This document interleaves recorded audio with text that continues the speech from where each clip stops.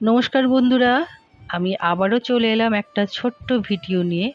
Thumbnail আর title দেখে আপনারা সকলেই এতক্ষণে বুঝতে পেরে গিয়েছেন যে আজকে আমি কি নিয়ে ভিডিও করছি। তো বন্ধুরা, আজকে আমি যেটা নিয়ে ভিডিও করছি সেটা হলো অপরাজিতা গাছে সেপ্টেম্বর মাসে কি করব যদি গাছ ছোট থাকে সেই গাছের পরিচর্যা। তো বন্ধুরা, আমি গত মাসে আপনাদের দেখিয়েছিলাম আমার ছোট্ট অপরাজিতা গাছকে আমি রিপোর্টিং করেছি, করে কি খাবার দিয়েছি। যদি আপনারা দেখে না থাকেন আমার চ্যানেলে গিয়ে আপনারা অবশ্যই সেটা দেখে নেবেন, নাহলে আমি লিঙ্ক আমি আপনাদের এখানে আমি দিয়ে দেবো। তো বন্ধুরা, আমি গত মাসে আমি যে খাবার দিয়েছি সেই খাবার দেওয়ার পরে এবার সেপ্টেম্বর মাস অলরেডি পড়ে গেছে। তো সেপ্টেম্বর মাসে যেটা আমাদের করতে হবে, আমার যেটা করতে হবে, এটা ছোট্ট গাছ, আপনাদের যে ছোট গাছ থাকে আপনারা কি করবেন। আমার এই গাছটা হয়েছে, আমি গত মাসে খাবার দিয়েছি, খাবার দেওয়ার পরেও দুই একটা ফুল হয়েছে, কিন্তু গ্রোথটা থেমে গিয়েছে। থেমে যাওয়ার কারণ আমার যেটা মনে হয়েছে অতিরিক্ত বর্ষার জন্য গাছের খাবার হয়তো টবের হোল দিয়ে বেরিয়ে গিয়েছে। তা আমি এবার গাছের আমাকে নতুন করে গ্রোথ আনতে হবে, গাছের আমার কাণ্ড মোটা করতে হবে এবং প্রচুর পরিমাণে আমার ফুল চাই। সেই জন্য আমি কি করব বন্ধুরা, সেটাই আমি আপনাদের দেখাবো। তার আগে আপনাদের সকলের কাছে আমার বিশেষ অনুরোধ, আপনার ভিডিওটিকেও স্কিপ করবেন না, পুরো ভিডিওটি আপনারা মনোযোগ দিয়ে দেখবেন। তো বন্ধুরা, এই দেখুন আমার গাছটি, আমি গাছটাকে আমি আপনাদের প্রথমেই দেখাচ্ছি। আমার কাছে যে ধরনের যা টব থাকে, ভাঙা চোরা যা টব থাকে, আমি সেটাকেই আমার গাছের জন্য আমি ব্যবহার করে নিই। তো বন্ধুরা, দেখতে পাচ্ছেন আমার এই ছোট্ট অপরাজিতা গাছ অনেক ফুল দিয়েছে, কিন্তু এই বর্ষাকাল যখন অতিরিক্ত শুরু হয়েছে তখন কিন্তু ফুল দেওয়াটা বন্ধ করে দিয়েছে। তো আপনাদের সেটা আমি দেখাবো যে কি করতে হবে এবার বন্ধুরা। তার আগে আপনারা কিন্তু খুব ভালো করে গাছটাকে ভালো করে পর্যবেক্ষণ করবেন। যদি কোনো ডাল শুকিয়ে থাকে সেই ডালগুলোকে আপনারা কিন্তু সেই গাছ থেকে আপনারা অবশ্যই সরিয়ে নেবেন। আর এই যে গাছের যে ডালগুলো একটা একটা করে লতা বেরোচ্ছে, এই লতাগুলোকে যত আপনারা পিঞ্চিং করবেন তত কিন্তু গাছ আপনাদের ঝোপালো হবে। এই দেখুন একটা শুকনো ডাল বেরিয়েছে, এই শুকনো ডালটা আমি গাছ থেকে সরিয়ে নিয়েছি।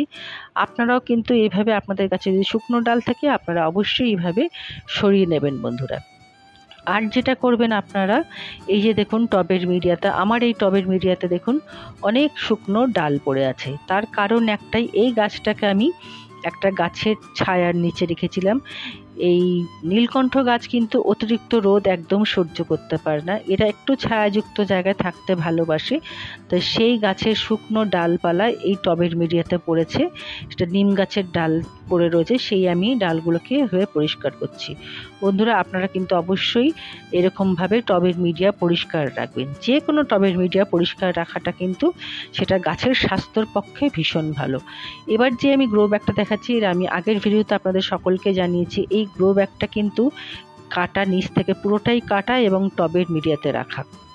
বন্ধুরা, এবার যে খাবারটা আমি দেখাচ্ছি দেখুন, আমি জল নিলাম অল্পখানি, কারণ গাছটা আমার ছোট, ঠিক একটা গাছের মতন আমি এই খাবারটি দেব। আমি গত মাসে যেমন দিয়েছিলাম শুকনো, মানে ডিএপিটা আমি জলে ভেজাইনি, কিন্তু আমি এই মাসে ডিএপি আমি জলে ভিজিয়ে দেব। তার কারণ আমার অনেক দিন ধরে এখানে এখন বৃষ্টি চলছে না, আমি এই জলের মধ্যে যদি ডিএপিটা যদি গুলে দিই তাহলে মাটি থেকে গাছ সরাসরি খুব ভালোভাবে নেবে। গত মাসে আমি শুকনো দিয়েছি, যেহেতু যে প্রচুর বৃষ্টি হয়েছে, যদি আমি জলের মধ্যে গুলে দিতাম সেটা বৃষ্টির জলে ধুয়ে বেরিয়ে যেত। আমি অল্প কয়েকটা দানা নিয়েছি, আপনাদের আমি প্রথমেই জানিয়েছি যে আপনাদের যার যেরকম টব সেই অনুযায়ী কিন্তু আপনারা ডিএপির দানা অবশ্যই দেবেন। এইটা দিচ্ছি আমি ম্যাগনেসিয়াম সালফেট। আপনারা সকলেই জানেন ম্যাগনেসিয়াম সালফেটের কি উপকারিতা। ম্যাগনেসিয়াম সালফেট কিন্তু গাছের পাতা সবুজ করতে খুব সাহায্য করে, গাছে ফুল ফল আনতে সাহায্য করে, গাছের ফুল ফল ভীষণ উজ্জ্বল করে। আর ডিএপি কী করে, ডিএপির মধ্যে থাকে নাইট্রোজেন এবং ফসফরাস। ফসফরাস আমাদের কি করে, কাণ্ড মোটা করে, আর নাইট্রোজেনে আপনারা জানেন গাছে বৃদ্ধি হয়। যেহেতু আপনাদের আমি জানিয়েছি আমার মনে হচ্ছে গাছের এই বৃদ্ধিটি থেমে গেছে, তাই জন্য পুনরায় আমি ডিএপি আর এই এপসম সল্ট আমি টবের মিডিয়াতে আমি ভালো করে দিয়ে দিলাম। আপনারাও কিন্তু অল্প করে দেবেন, বেশি দেবেন না, যেহেতু এটা কেমিক্যাল আমি অল্প করেই যেন দিচ্ছি। আপনারাও ঠিক অল্প করে দিয়ে ডিএপির টব যেরকম থাকবে আপনাদের সেইভাবে আপনার ডিএপির দানা টবের মিডিয়াটা দেবেন। যদি 5 ইঞ্চি টব থাকে তাহলে 5টা দানা দেবেন, 10 ইঞ্চি টব হলে 10টি দানা দেবেন। এইভাবে কিন্তু ডিএপির মাত্রাটা আপনারা নিজেরা রাখবেন। এইবারে দেখুন জল নিয়েছি আমার, এই জলটা আমি পুরো 1 বোতল নিইনি, শুধু কারণ কি যে এই আমি জলটি শুধু আমি এই নীলকণ্ঠ গাছের মধ্যে স্প্রে করব।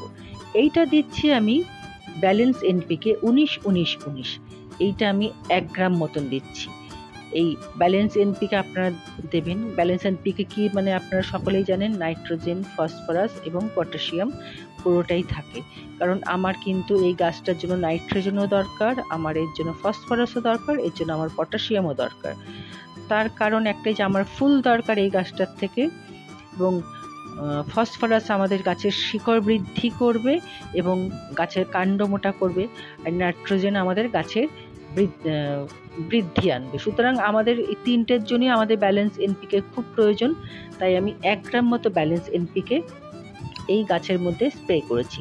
আপনারা যখনই কোনো রাসায়নিক সার স্প্রে করবেন, সেটা কিন্তু সূর্য যদি খুব চড়া হয় তাহলে তখন একদম আপনারা স্প্রে করবেন না। প্রথম সকালে 8টার আগে আপনারা স্প্রে করবেন। আর নীলকণ্ঠ গাছকে কিন্তু অবশ্যই একটু হালকা ছায়াযুক্ত জায়গায় রাখবেন। তো বন্ধুরা, যেটা আমি আপনাদের সকলকে দেখালাম যে টবের মিডিয়াতে আমি দিয়েছি ডিএপি জলের মধ্যে গুলে, সঙ্গে এপসাম সল্ট গুলে আমি মিডিয়াতে দিয়েছি। মিডিয়া আমি পরিষ্কার করে নিয়েছিলাম ভালো করে, যাতে কোনো কিছু না থাকে, মিডিয়া একদম পরিষ্কার পরিচ্ছন্ন থাকে, তাহলে গাছের স্বাস্থ্য ভীষণ ভালো থাকবে এবং গাছ এখান থেকে খুব সুন্দরভাবে তার খাদ্য গ্রহণ করতে পারবে। তারপরে যেটা আপনাদের দেখিয়েছি আমি ডিএপি আর এপসাম সল্ট গুলে জলের মধ্যে আমি মিডিয়াতে দিয়েছি, যাতে গাছ এখান থেকে ঠিক মতন তার খাদ্য গ্রহণ করতে পারে। এবং তারপরে যেটা দিয়েছি 19-19-19 ব্যালেন্স এনপিকে আমি গাছের মধ্যে স্প্রে করেছি। তো বন্ধুরা, আপনারা আপনাদের বাড়িতে যদি ছোট্ট এরকম নীলকণ্ঠ গাছ থাকে, আপনারা এইভাবে পরিচর্যা করুন বা যত্ন করুন, তাহলে আপনাদের অবশ্যই গাছ ভরে ফুল আসবে, গাছের কাণ্ড মোটা হবে, গাছের বৃদ্ধি হবে। তো বন্ধুরা, আপনাদের সকলের কেমন লাগলো ভিডিওটি আমাকে আপনারা অবশ্যই কমেন্ট করে জানাবেন। আপনারা সকলে ভালো থাকুন, সুস্থ থাকুন এবং মনের আনন্দে বাগান করুন। আর যতটা পারবেন গাছের যত্ন করুন। দেখবেন গাছের টবের মিডিয়াতে যেন কোনো কিছু ফাঙ্গাস না লেগে থাকে, এইসব আমাদের অবশ্যই খেয়াল করতে হবে। আপনাদের জন্য এইটুকুই আমার রইল। আজ তাহলে আমি আসি, টাটা।